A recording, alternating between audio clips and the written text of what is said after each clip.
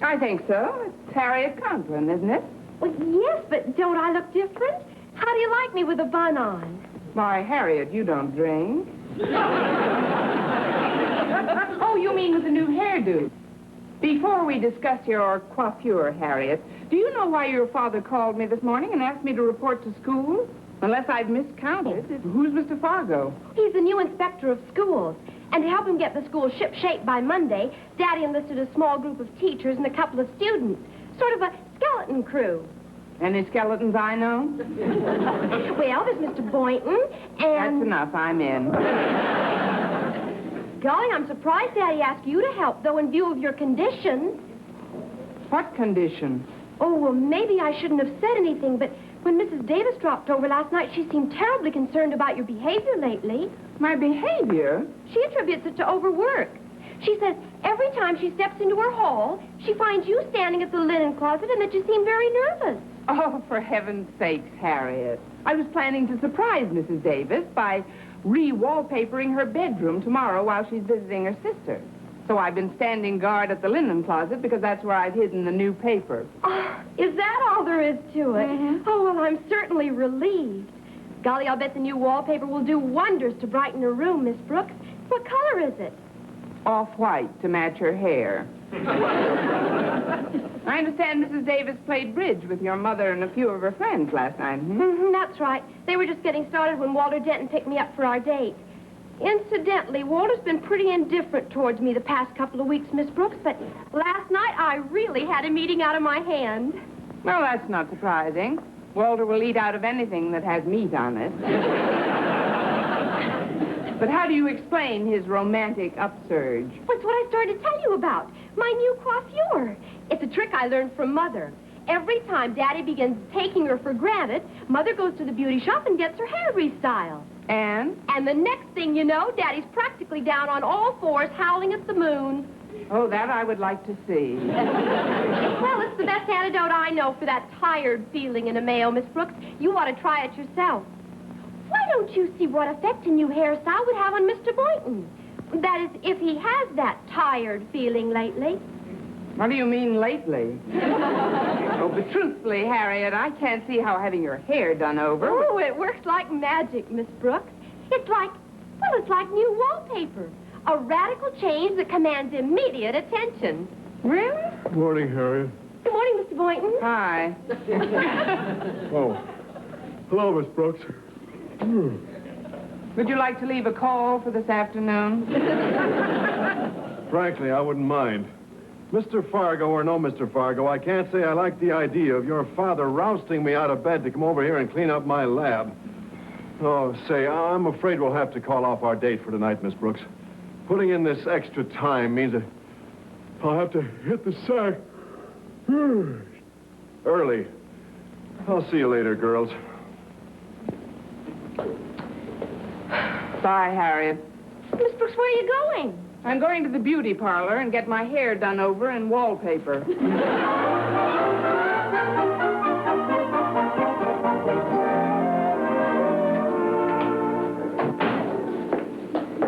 Greetings. Hello, Miss Brooks. What's new? What's new? Mr. Boynton, you're not very observant. Observant? Oh, I'm afraid I don't understand. If you have something on your mind... I have 3 of them. Beg your pardon? Do I always look like a pawn shop entrance to you? I don't think you got enough sleep last night either. I slept my head off. Mr. Boynton, must those guppies command all your attention? They're so small you can hardly see them anyway. Isn't there anything else you could look at? Miss Brooks, I just noticed something. You did? What? One of these guppies has a hump on his back.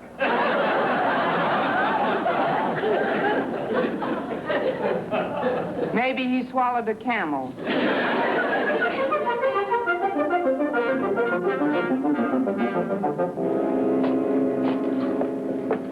Harriet told me I could find you in here, Walter.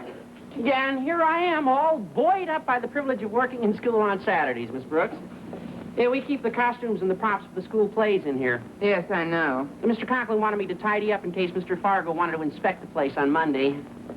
What's new? Look me over, Walter. No, pleasure. Yeah, what's new?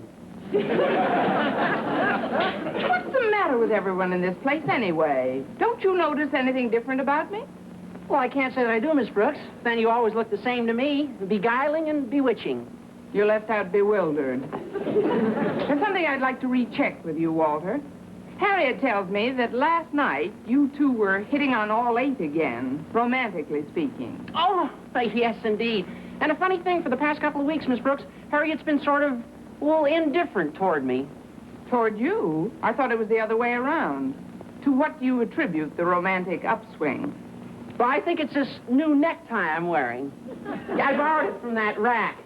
Then, of course, the new hairdo might possibly have something to do with it. Oh, now we're getting to the roots of the problem. What new hairdo? Well, didn't you notice? Yeah, I cut quite a bit off the sides. I get a haircut every other week, Miss Brooks, but then maybe one has to keep experimenting until one finds the right style that'll appeal to one's mate. One may have something there. Yeah, well, if you'll excuse me, I have to go pick up some props they left in the auditorium. See you later. All right, Walter. Eeny, meeny, miny, mo. Which wig will he like, the schmo?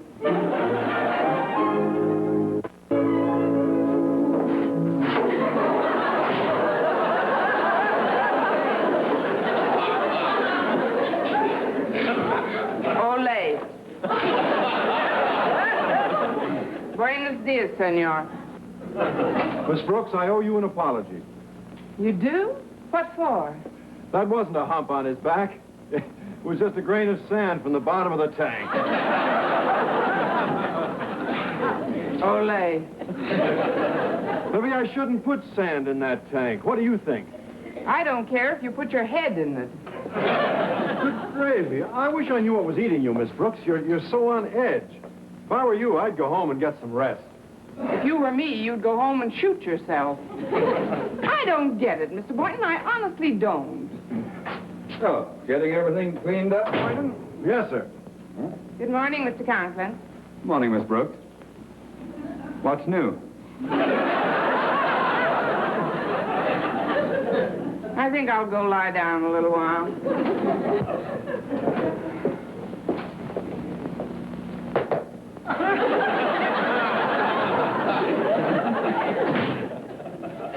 Mrs. Davis was right. That girl's off her rocker.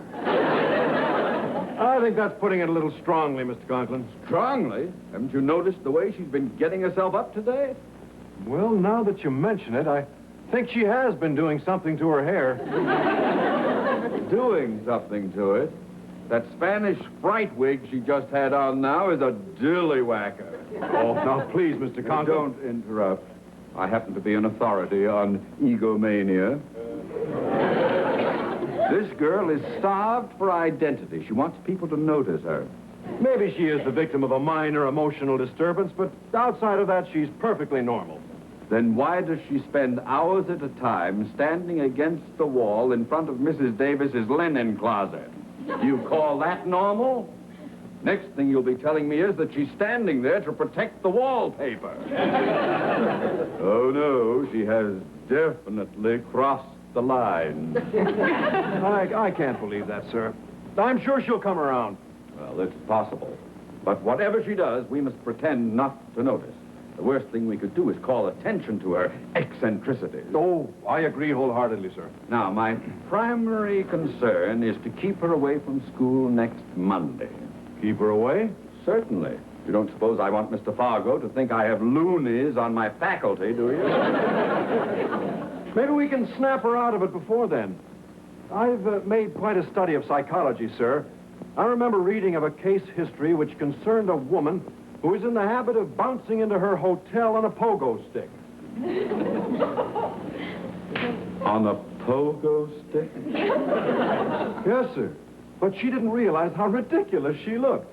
So without mentioning a word about it, her doctor bought himself a pogo stick, entered the hotel in a similar manner, and when she saw how ridiculous he looked, she immediately gave up her pogo stick. Boynton, if you tell me the doctor is now trying to break himself of the habit... It's no joke, sir. Miss Brooks doesn't realize how absurd she's making herself appear. But if we were to pay a visit to the prop room and perhaps put on something that... Have you flipped too? If you think I'm going to expose myself to the ridicule... Well, but who'd see us? We've only a skeleton crew today. Oh, stow it, Boynton. Yes, sir. Look, Mr. Conklin, I don't like to brag, but I've got a pretty good working knowledge of hypnosis. Oh, it's a simple procedure, really. You merely dangle some bright object like a wristwatch in front of a person's eyes. Oh, knock it off. My immediate problem is to prevent Miss Brooks coming here on Monday. Now, then, the best way to do that, I suppose, would be to...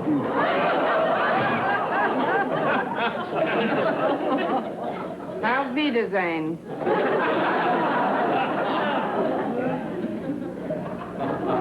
What's new? I pass. I didn't think you'd still be here, Mr. Conklin. That is, I thought you'd be off by now. I think you are. I think you're going to be very pleased, my dear. I have decided to give you a well-deserved vacation, so don't come to school on Monday. I want you to take the day off. Relax. Relax. But Monday's a very important day. The new inspector of schools is coming. Oh, you are so right. And nevertheless, I wouldn't dream of taking a day off, Mr. Conklin. Not unless I were ill, and I'm almost embarrassingly healthy. Of course you are. There isn't a thing wrong with you, Miss Brooks. Don't you listen to what anybody says. Pardon me, sir.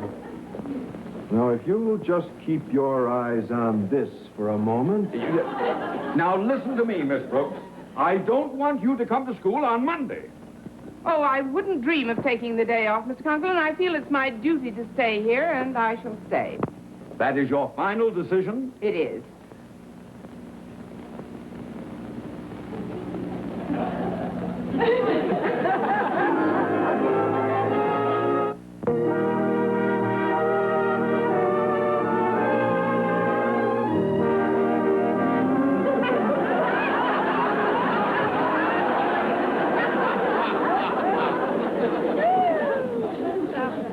Hi. Hello, Mr. Boynton. What's new? What's new? Well, look at me. You do look a little tired. Why don't you go home and get some rest? Now, just a darn minute. Don't you notice anything different about me? Oh, no, I can't say that I do. Oh, wait a minute. Uh-huh. Just as I thought. What? You have a grain of sand on your neck, too. That's not what I mean.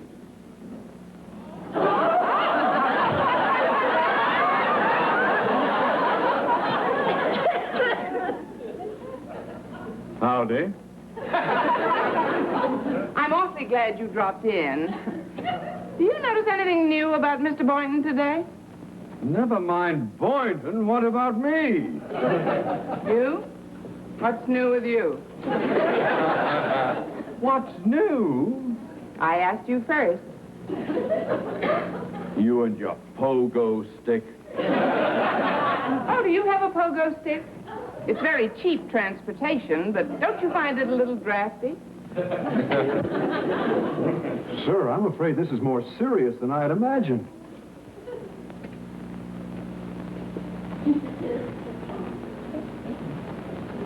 You're right, Boynton. When a person is utterly oblivious to her surroundings, it's just a case of, oh, you poor dear. Huh? Instead of just a day, I want you to take a week off with pay. Say, that's great. You can have a nice long rest.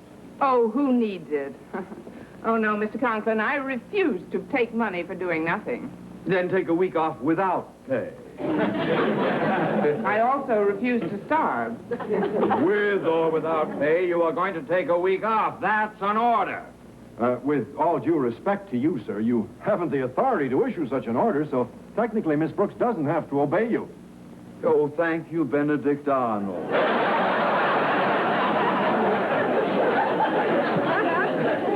Now, let me ask you this. Would you obey Mr. Fargo? The new inspector of schools? Well, of course, but he's... It so happens that on the phone this morning, I acquainted him with your sterling record here, and he ordered me to tell you to take a week off. My record is no more sterling than most of your teachers, Mr. Conklin. I don't see why I should be singled out. Besides, I don't believe you really spoke to Mr. Fargo. And I would like to know why you're trying to get rid of me. Trying to get rid of you? Oh, isn't that a hot one, boy? That's a doozer, all right. Why should he want to get rid of you, Miss Brooks? He's very fond of you. We all are. So why don't you go away? Take a night. After all, it's Mr. Fargo. If Mr. Fargo wants me to take a rest, I'll hear it from his own two lips. From his own two lips? Yes, sir. And until then, I'm staying. Oh, your pogo stick.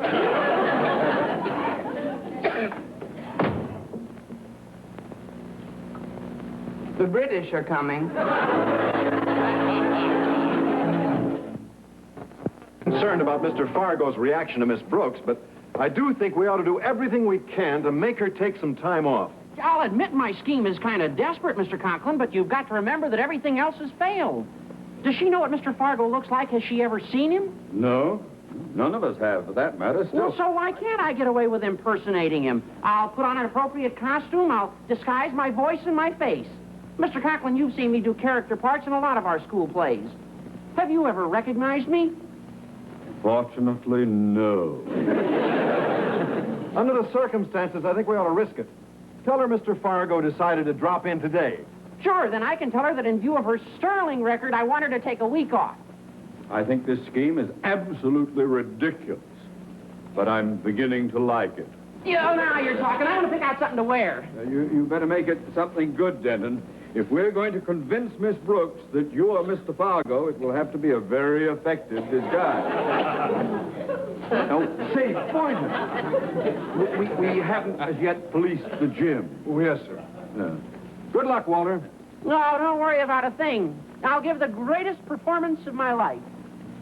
It'll either be your greatest or your last. Oh, boy.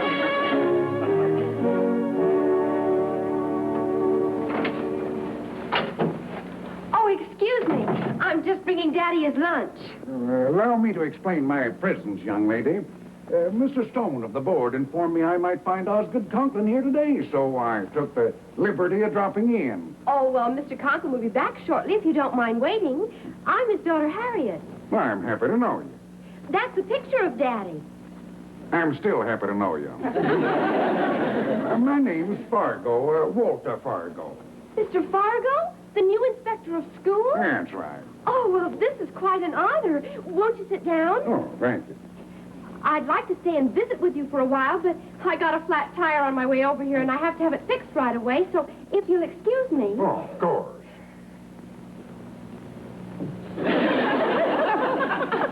Goodbye. Goodbye. Hiya, Harriet. I can't seem to make this beard work right. Walter, I don't know what you're trying to prove in that getup, but you're just the boy I want to see. You have to fix a flat tire for me right away. Oh, now, Harriet, wait a minute. I have Come to... on, it'll just take you... No, you don't understand.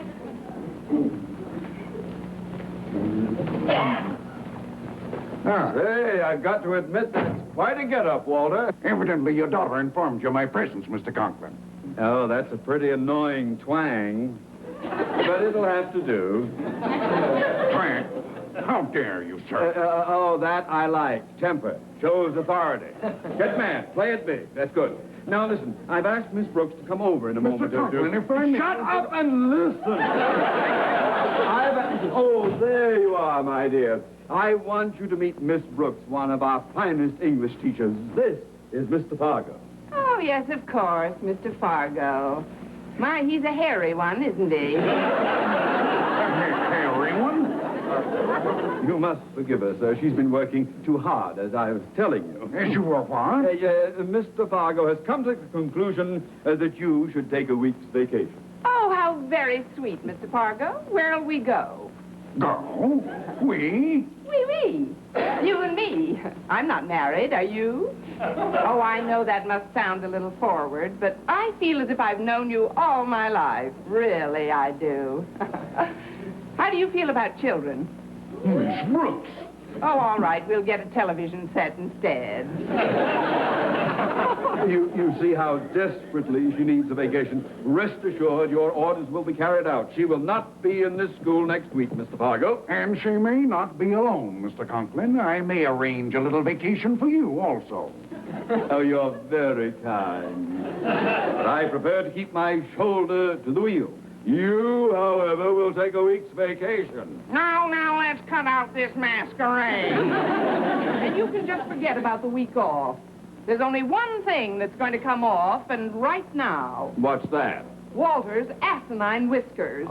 No! Well, I put this beard on.